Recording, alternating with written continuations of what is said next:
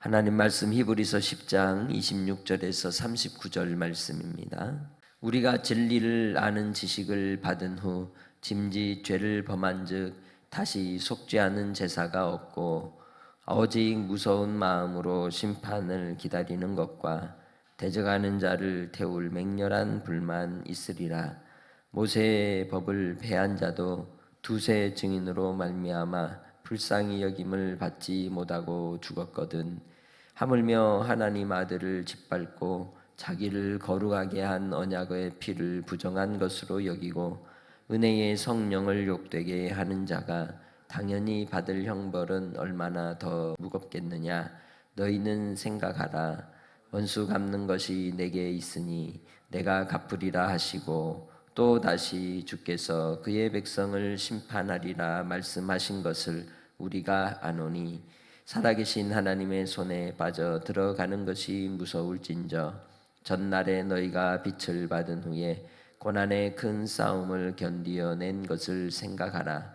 혹 비방과 환난으로서 사람에게 구경거리가 되고 혹은 이런 형편에 있는 자들과 사귀는 자가 되었으니 너희가 갇힌 자를 동정하고 너희 소유를 빼앗기는 것도 기쁘게 당한 것은 더 낮고 영구한 소유가 있는 줄 알미라.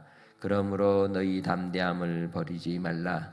이것이 큰 상을 얻게 하느니라.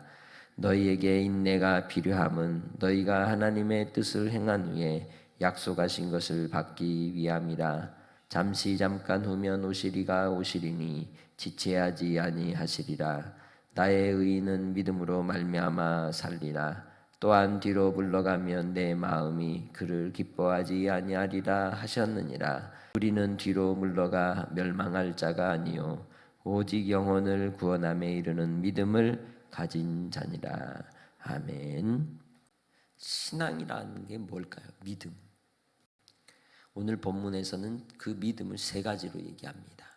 첫 번째는 담대함, 두 번째는 인내함, 세 번째는 하나님의 뜻을 끝까지 이루는 그런 신실한 삶의 태도.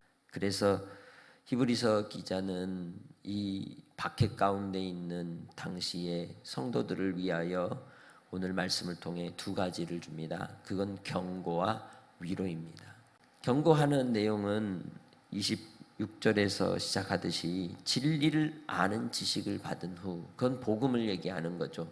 예수 그리스도께서 우리를 위해 십자가에 죽으시고 그 죽으신 하나님의 사랑으로 믿는 자에게 영생을 주신 그 진리를 받았지만 그러나 짐짓 죄를 범했다. 그건 고의적으로 죄를 범한 걸 얘기하는 거죠.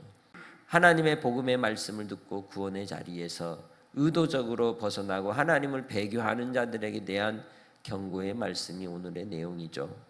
진리를 아는 지식에 있었음에도 불구하고 그것을 떠나 하나님 앞에서 예수 그리스도를 믿는 믿음을 저버리는 자들에게는 무엇이 준비되어 있다고 두 가지를 얘기합니까? 심판이 기다린다는 것과 두 번째는 지옥의 형벌이 있다.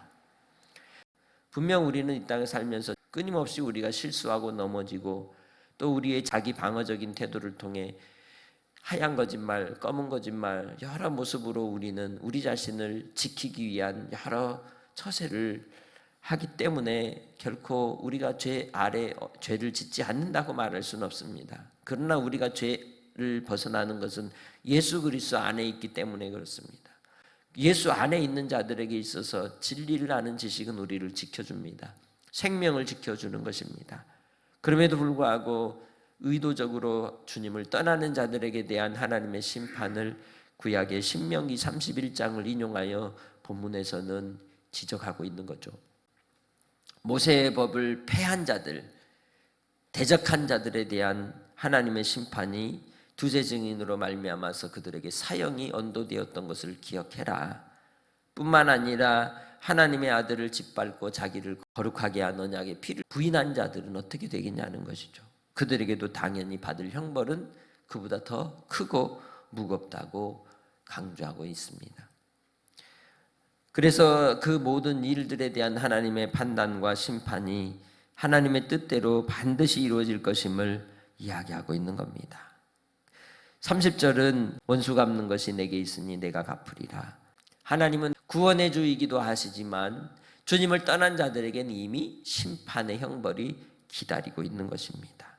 그래서 그러한 환난과 시련의 자리에서도 끝까지 주님을 붙들고 믿음 안에 서서 주님을 따라가야 한다는 걸 경고하고 있는 것이죠. 왜 그랬을까요? 대부분의 학자들은 그 당시에 도메티아누스 황제 때 박해로 인해서 많은 사람이 죽임을 당하고 예수를 부인하라고 하는 강요를 받는 상황이었습니다. 그 일을 당하고 있는 이 고난 속에서 너희들이 견디어냈던 것을 기억하라고 얘기하는 것이죠. 그래서 예수 그리스도로 말미암는 생명의 빛이 있는 자들은 결코 그 빛이 꺼지지 않는 겁니다. 어떤 위협과 협박과 죽임의 자리에서도 결코 우리 안에 있는 예수의 생명의 빛은 꺼지지 않기에 그들이 고난의 큰 싸움을 견디어 이겼던 그 시기를 생각하고 다시 그 환난의 시기가 온다 할지라도 끝까지 믿음을 저버리지 말라고 권고하고 있는 것이죠. 이 세상은 참 우리는 평화의 때에든지 환난의 때에든지 끊임없이 우리는 죄의 유혹을 받습니다. 사단의 유혹을 받습니다. 심지어는 예수님을 떠나고자 하는 마음의 유혹까지도 올 수 있습니다. 그러나 진리의 지식으로 구원의 지식을 받은 자가 주님을 떠나는 건 분명히 알아야 될 것이 더 큰 형벌과 심판이 준비되어 있다는 거죠. 그래서 그 당시에 위로받을 자들이 두 부류가 있었습니다. 그건 직접적으로 순교의 제물이 되어서 희생당한 이들과 그리고 그 환난당하는 이들을 지키기 위해서 숨겨주거나 또 그들을 뒤로 빼돌렸다가 발각이 되고 그리고 그 일로 인해서 고통을 당하고 가족들이 모두 다 종이 되고 집안의 재산까지도 빼앗기는 그런 상황을 겪은 이들이 있었습니다. 그들을 우린 증인이라고 말할 수 있죠. 순교자들과 증인들은 하나님의 위로가 있습니다. 33절에 말씀합니다. 비방과 환난으로서 많은 사람에게 구경거리가 되고 혹은 이런 형편에 있는 자들과 사귀는 자가 되었으니 너희가 갇힌 자를 동정하고 너희 소유를 빼앗기는 것도 기쁘게 당한 것은 더 낮고 영구한 소유가 있는 줄 알미라. 할렐루야.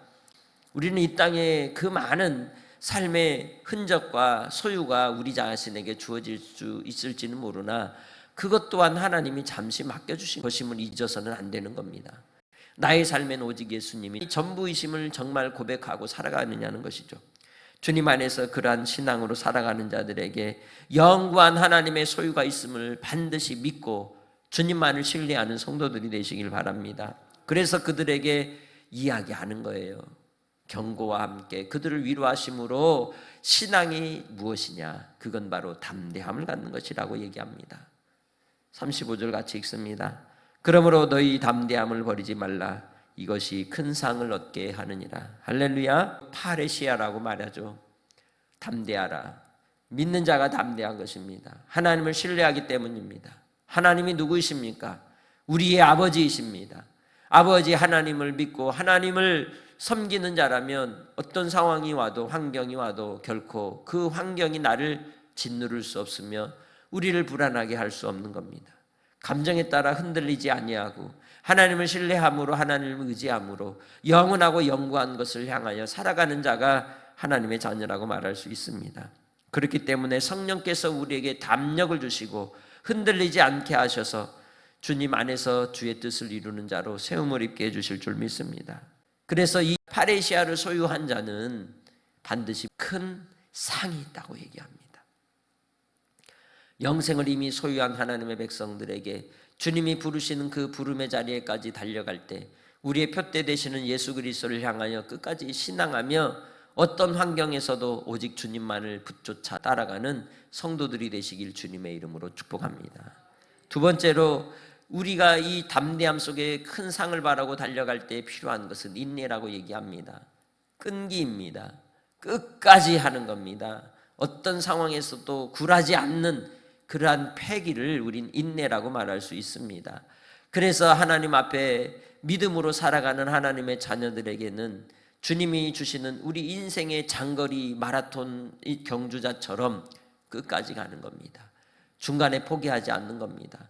우리의 신앙 속에 하나님이 주실 그 영광을 바라보고 약속하신 그 영생의 나라, 하나님의 소유된 저 천국의 상속자로 하나님이 나를 세우실 그때까지 두 팔을 높이 들고 승리의 결승선을 지나갈 때까지 머리에 하나님이 주시는 영광의 관을 쓸 때까지 가는 겁니다. 그것이 바로 인내라고 말할 수 있는 겁니다. 그리할 때 하나님의 약속하신 뜻이 이루어지는 것입니다. 그래서 바로 이러한 믿음으로 살아가는 자들을 신실한 자다라고 얘기하는 거죠. 담대함과 인내함으로 변함이 없이, 흔들림이 없이, 순금과 같이 그 순도 100%의 신앙으로 아버지의 뜻을 행하여 부르심의 사명을 감당하고 생명을 살리고 어떤 환경과 상황에 모든 것이 빼앗기는 상황이 온다 할지라도 우리를 구원하시는 자유케 하신 그 진리를 버리지 않고 달려가는 자라고 말할 수 있는 것입니다. 그래서 하박국서 1장 2절로 4절 말씀을 인용하여 10장의 결론을 내립니다. 잠시 잠깐 후면 오시리가 오시리니 지체하지 아니하시리라. 나의 의인은 믿음으로 말미암아 살리라. 또한 뒤로 물러가면 내 마음이 그를 기뻐하지 아니라 하셨느니라. 할렐루야. 주님 안에서 우리는 하나님 앞에 의인으로 부름을 입었기에 주님이 주시는 그 인생의 과정 속에서도 끝까지 반드시 주님이 오시면 심판하시리라. 재림주로 오실 우리 주님을 바라보고 하나님의 아들이신 우리 주님, 영원한 대제사장이신 우리 주님만을 끝까지 신앙하며 달려가시길 바랍니다. 2차 세계대전 때 유대인으로서 그 포로 수용소에 갇혀서 고난을 당한 사람이 얼마나 많습니까? 그 중에 한 사람이 빅터 프랭클이라고 하는 사람입니다. 그 사람이 그 시련 속에서 모진 고통과 죽음의 사선을 넘나드는 가운데 그가 끝까지 붙잡았던 한 진리가 있었다고 말합니다.